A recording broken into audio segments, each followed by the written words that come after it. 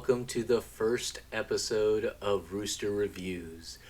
Today I will be reviewing Fantastic Beasts: The Secrets of Albus Dumbledore, and uh, please, before I start, forgive the horrible mess behind me. I am working on it to where it looks a little more presentable, but I really wanted to get this one out by the weekend, just to say that I did it finally.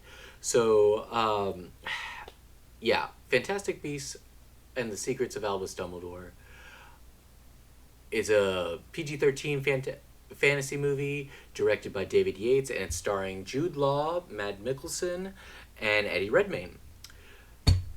What can you say about this? I mean, it's disappointing, right? You want these things to be good, and it looks good.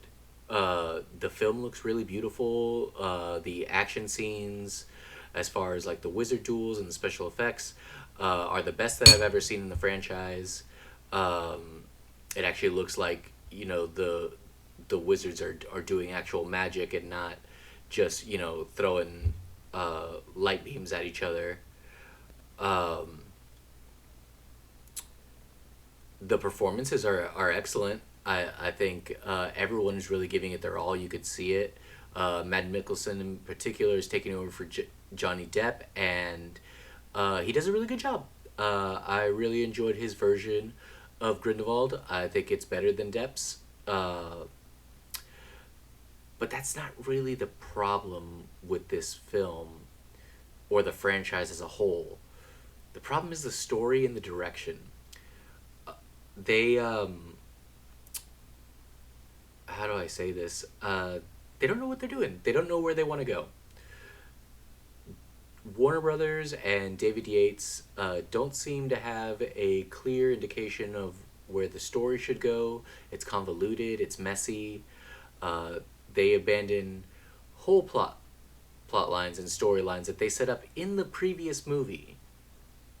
They just drop them completely, or they rush them and explain them away in a way that just isn't satisfying for any moviegoer, any viewer at all.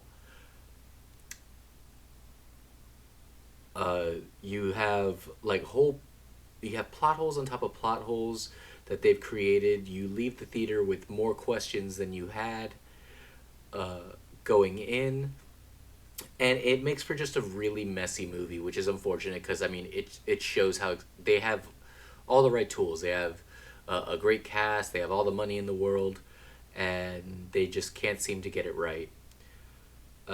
Redmayne in particular is supposed to be the main character of his own movie, and he's more of a side character. He's playing second fiddle to someone else, and this was apparent in the second one, but it's really, really apparent in this one that he is not the main character.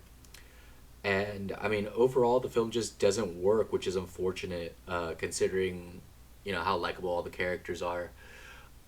And as of this review, Warner Brothers doesn't even know if they want to continue with the franchise, so they just might drop it right here, which I think would be a disservice because it's incomplete. I mean, you leave the theater thinking there's got to be another movie. It can't just end there, but they might not even get a chance to anymore. They've clearly lost faith in the series. Overall, though, if I had to give it a rating between going to the theater, streaming it, or just a straight up pass, I'd say stream it. It's not a terrible film, and are some highlights in it. But I wouldn't go rushing to the movie theater to watch it, especially when we have a stacked summer like we do coming up. So that has been my review, guys. Please leave a like and subscribe for me. And tune in to more Rooster reviews. Thank you. Bye-bye.